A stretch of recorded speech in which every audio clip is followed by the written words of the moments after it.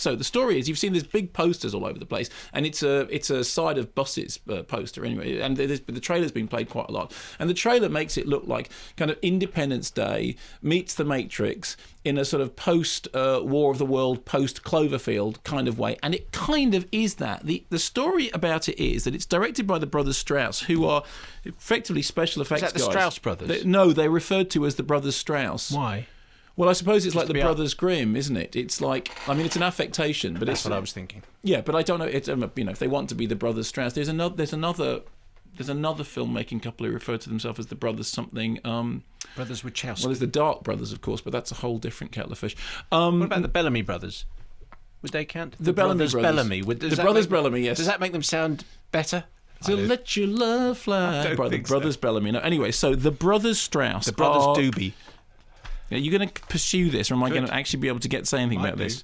They have a special effects background. They've worked on things like Avatar and 2012, Curious Case of Benjamin Button, and of course they directed AVP, Alien versus Predator, Requiem, and so unsurprisingly, when you look at the movie, and it's Gillis and Woodruff have done the special effects, they've done the creature creations. When you look at the movie, you do see all those things in it. I mean, the best way of understanding it is that it's a post-District 9, post-Cloverfield, small drama with big special effects, in which essentially there's a couple of people in a very sort of ritzy apartment, and then aliens invade the world and big special effects stuff happens, but the group of characters that we're focusing on essentially are being all shot with handheld cameras. It's red cameras that they're using to do it. So you have on the one hand small scale human drama, on the other hand great big monstrous special effects. Here's a clip.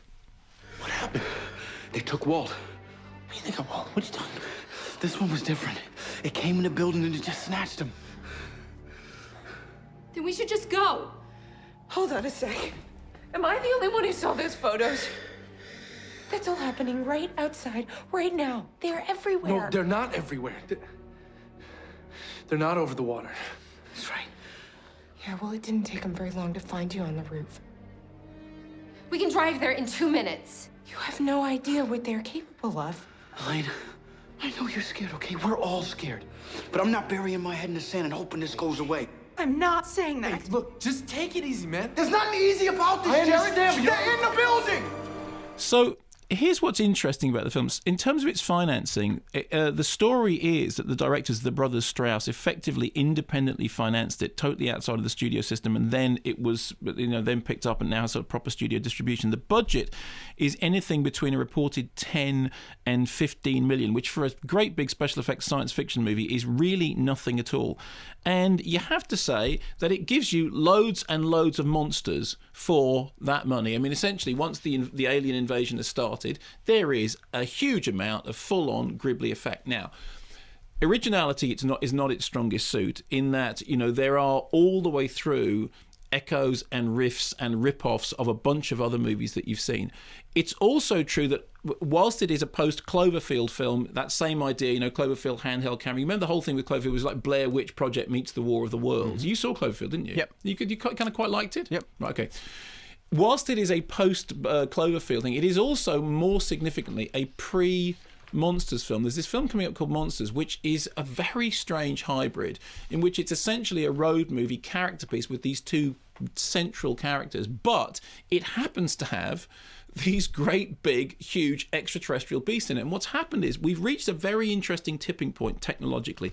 In the past, if you had made a kind of a cheapy monster movie, what you end up with is a guy in a rubber mask with fish ears, or you'd get some quite poor digital special effects.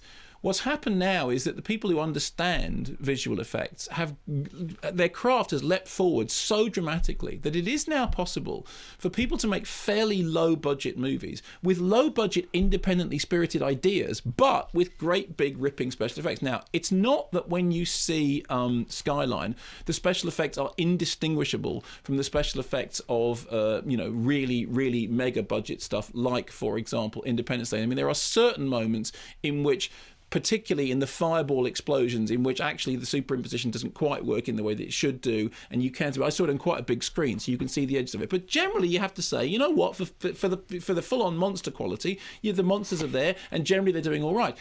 Sorry, what were you I going to say? was just a bit on the monster, Yeah. right? So, say one of the monsters is in the room now, Yeah. and I go up to it. What happens to me? What kind of what Well, basically, monstrous thing is it going to do? There are different formats of it. There's a huge big spaceship which looks like the spaceship out of District 9, which comes down, hangs over all the planet. Then all these sort of flying-y monsters come out of it that look like the octopus monsters from The Matrix, Right. and also look a little bit like the tripod arms from Steven Spielberg's War of the Worlds. They come up, they shine a light at you, and you are sucked into them in a kind of actually in a kind of post-Quatermass sort of way. So I mean, all the way through, you're so I watching get it. beamed up into the monster. You get sucked into. And do I have a chat and come back, or what? Well, that would be giving away what happens at the very. No, but what happens to me? You disappear. You go.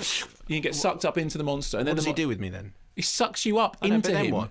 Then Well- what happens to me? Well, you don't know what happens to him until later on in the film. Do I get munched up? Yes, you get eaten by the monsters, Okay, right? And meanwhile, the monsters sort of put these long tentacly arms around, and so actually there are certain scenes in it which look like directly like they're taking scenes from War of the Worlds. The whole film is quite a confusing experience because on the one hand it has an independent sensibility with some ragged edges and some characters that you wouldn't see in a mainstream film. I mean, one of them's a rap star or a rock star of some description. Then there's a young couple who are sort of working out the problems. So you have that going on. On the other hand, you have great big monsters that if you'd seen them in a movie that was $100 million would just look like it was simply lifted from other movies, but it's not. The fact is it's done at $15 million. But the reason I say it's a pre-Monsters monster movie is that actually there's this other film coming, the director of which was on the show when we were off, in which what he's managed to do is to make essentially an art road movie that happens to have great big monsters in it. And I think the significance therefore of Skyline is it's a flawed film. It's a majorly flawed film in many ways, but it's not without interest. It's not without some sequences that are quite good, special effects, inventive stuff.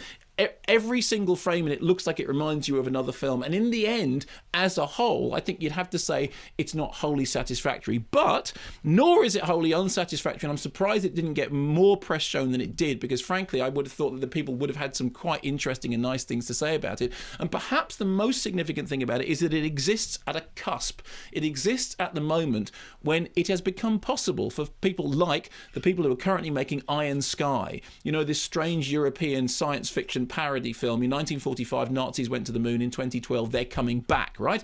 And it's guys sitting at home with their computers making special effects that 10 years ago you couldn't have dreamed of people making effectively independently. So what you have is an independently spirited, oddball, actually all over the place, but a kind of diverting, interesting monster movie that will probably have its primary audience in the end on video, on DVD, where the special effects will look perfectly fine.